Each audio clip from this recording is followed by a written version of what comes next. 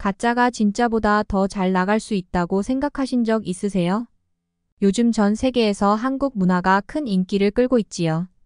그런데 만약 이 모든 것이 사실은 일본 문화에서 영감을 받은 것이라고 하면 어떨까요? 이런 생각을 하며 뉴욕의 한 패션 학교에서 친구들과 열띤 토론을 벌이고 있는 한 여성이 있습니다. 그녀의 이름은 제나 박입니다.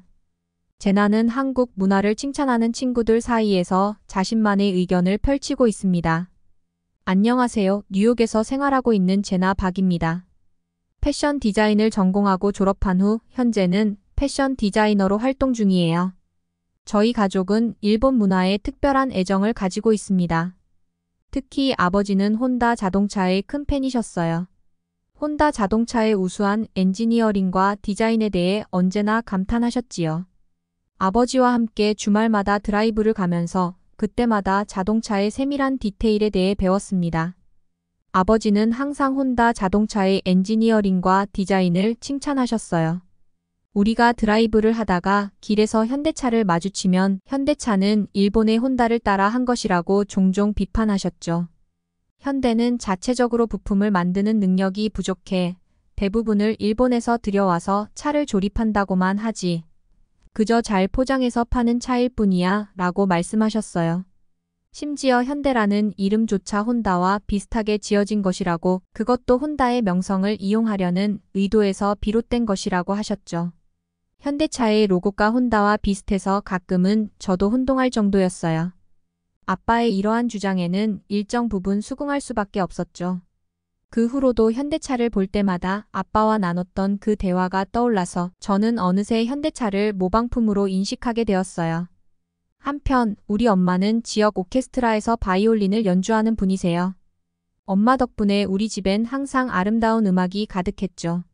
엄마는 클래식 음악이 그 섬세함과 풍부한 음역대를 고해상도 오디오 시스템으로 들었을 때 비로소 그 진가를 발휘한다고 하시면서 소니 오디오 시스템을 특히 좋아하셨습니다. 엄마는 소니 오디오의 작은 크기에도 불구하고 세밀한 사운드와 깊은 울림을 잘 전달한다고 말씀하시곤 하셨어요. 반면에 어디선가 삼성 오디오를 보시면 그런 오디오로는 클래식 음악보다는 팝 음악을 듣는 게 낫다고 하셨죠. 이렇게 우리 집에서는 일본 제품에 대한 사랑이 넘치고 한국 제품에는 그다지 호감을 갖지 않으셨어요. 그래서 저도 어릴 적부터 일본을 무척 좋아하고 한국을 좀 멀리하게 되었던 것 같아요. 저는 특히 일본 애니메이션에 매료되어 살았어요. 제 방은 일본 애니메이션 캐릭터들로 가득 차 있었고 제 자신만의 작은 세계였죠. 이 사랑은 패션 디자인 학교에 진학한 후에도 계속 이어졌어요. 친구들과의 관계에서도 이 때문에 종종 마찰이 생기곤 했죠.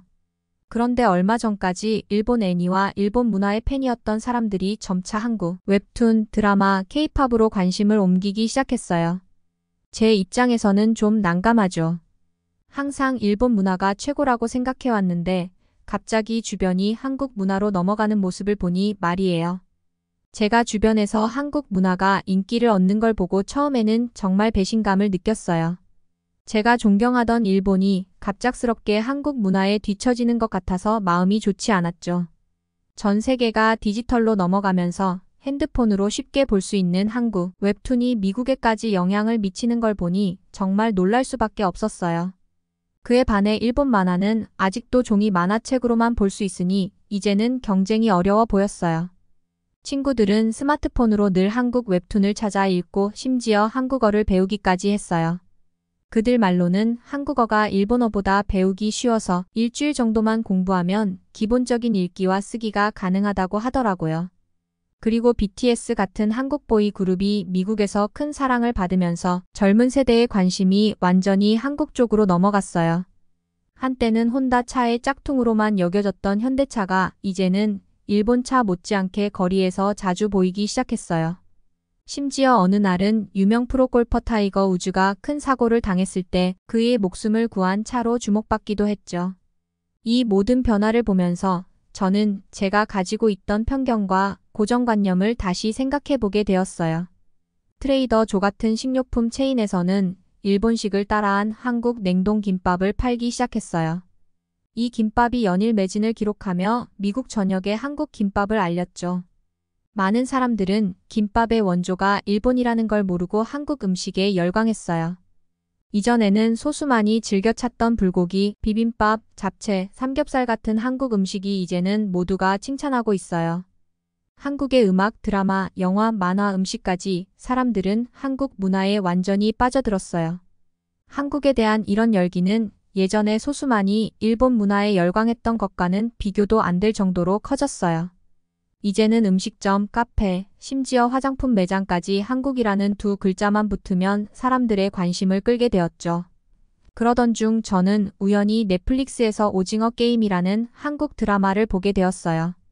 처음엔 일본 애니메이션을 찾으려고 했는데 넷플릭스를 킬 때마다 1위에 올라 있는 오징어 게임을 무시하기 어려웠죠. 어떻게 오징어 게임이 이렇게 오랜 시간 동안 1위를 할 수 있는지 궁금해서 시작했어요. 정말 몰입감이 대단해서 앉은 자리에서 바로 모든 화를 봤죠. 드라마 자체는 정말 재미있었어요. 하지만 그것만이 전부는 아니었죠. 모든 에피소드를 다 본 후 저는 충격과 분노로 가득 찼어요. 왜냐하면 오징어 게임은 도박 묵시록 카이지라는 일본 만화에서 볼 수 있는 심리전과 생존 게임을 그대로 가져온 드라마였고 참가자들이 생명을 걸고 게임을 하는 설정도 일본 영화 신이 말하는 대로와 매우 비슷했거든요. 이렇게 일본 작품을 따라 한 드라마가 전 세계에서 1위를 차지하는 걸 보며 저는 분노할 수밖에 없었어요. 한국이 어떻게 일본 것을 그렇게 닮아갈 수 있지? 일본은 왜 모든 걸 빼앗기는 것처럼 보이지? 라고 생각했죠. 하지만 제 목소리는 미국 사회에서 큰 힘을 발휘하지 못했어요. 이미 주류 문화는 한국이었고 일본 문화는 좀처럼 주목받지 못하는 상황이었으니까요.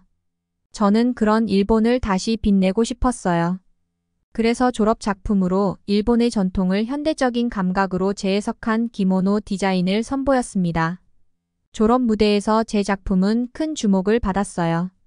사람들은 동양과 서양의 아름다움이 절묘하게 어우러진 제 작품에 갈채를 보냈죠. 일본에 대한 제 충성심과 안목이 인정받는 것 같아 너무 기뻤습니다. 하지만 그 기쁨은 다음날 지역 신문에 실린 한 기사 때문에 완전히 사라졌어요. 기사의 제목은 한국, 뉴욕의 패션 스쿨까지 정복하다였습니다. 제 작품이 마치 한국의 것인 것처럼 잘못 전달된 거예요. 저는 분명히 일본의 전통 복장인 기모노를 모티브로 한 작품을 만들었는데 너무 화가 나서 그 기사를 쓴 기자에게 연락하기로 했죠. 그 기사에 대한 해명을 요청하기 위해 저는 기자인 다니엘과 연락을 취했습니다. 그는 제 작품이 한국의 전통 복식인 한복에서 영감을 받았다고 주장했어요. 이에 대해 직접 만나서 이야기하기로 했죠. 만나기 전에 저는 기모노에 관한 조사 자료들을 준비했습니다. 다니엘과의 만남은 그의 사무실에서 이루어졌어요. 그를 보고 나니 왜 그런 실수를 범했는지 조금 이해가 갔어요. 다니엘은 한국계 미국인이었고 아마도 그의 배경이 이런 혼동을 불러일으켰을 거라 생각했습니다.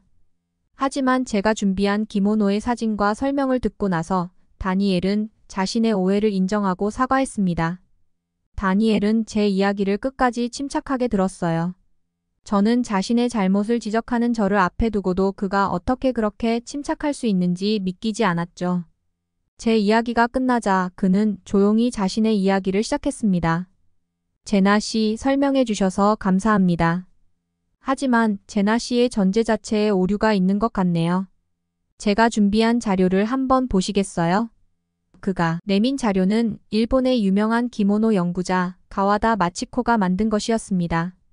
그 자료에 따르면 일본 기모노의 기원이 고대 한국, 특히 백제의 옷에서 시작됐다고 적혀 있었어요. 또한 6세기경 중국에서 제작된 사신도를 인용해 백제가 일본의 문화를 전파했을 당시 일본은 매우 초보적인 문화 발전 단계에 있었다고 기술되어 있었습니다. 이 자료는 또한 백제인이 475년에 일본에 가서 재봉 기술을 전파했다는 기록을 인용하고 있었죠. 다니엘은 매우 침착하게 저의 이야기를 듣고 난 후 자신의 준비한 자료를 펼쳐 보였어요. 제나 씨, 이 자료를 한번 보시죠. 이것은 기모노에 대한 연구가 아니라 사실은 한복에 대한 것입니다. 여기 보이는 건 현대적으로 재해석된 한복 디자인들이에요. 제나 씨가 작품의 모티브로 삼았다고 한 그 옷은 기모노가 아닌 명백히 한복이죠.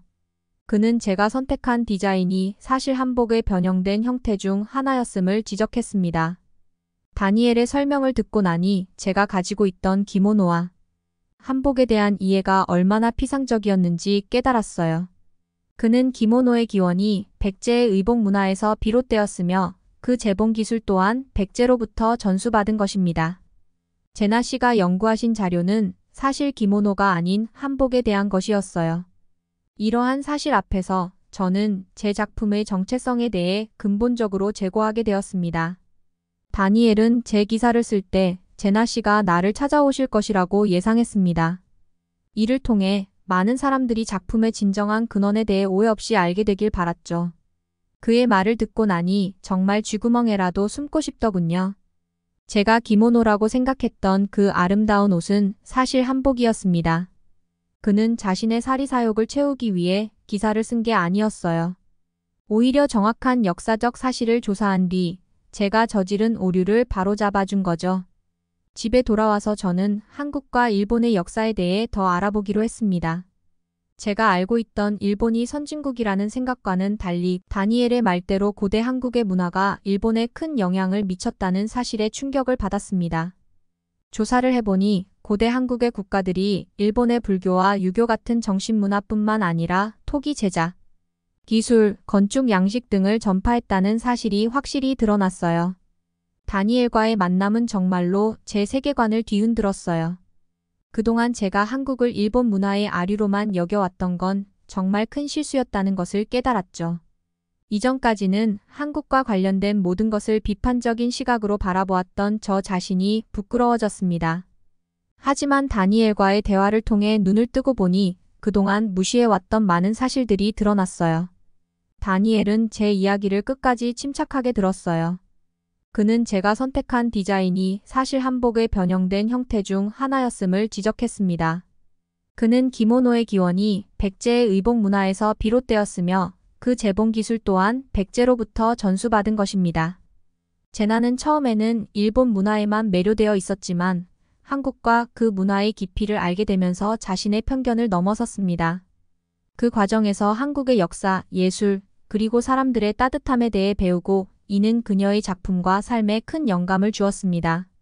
제나가 디자이너로서 겪은 성장과 변화는 한국에서 경험한 사회적 신뢰와 문화적 특성을 이해하게 되는 과정이며 문화 간의 교류와 상호 존중이 개인의 삶에 얼마나 긍정적인 변화를 가져올 수 있는지 알게 되었습니다.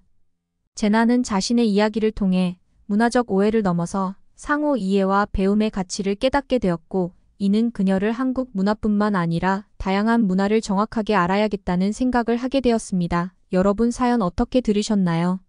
오늘의 사연이 마음에 드셨다면 구독과 좋아요를 눌러주세요. 여러분의 구독과 좋아요는 계속해서 좋은 사연을 소개할 수 있는 힘이 됩니다. 지금까지 한국에 대한 흥미롭고 감동적인 소식을 전하는 마음을 울리는 이야기였습니다. 시청해주셔서 감사합니다.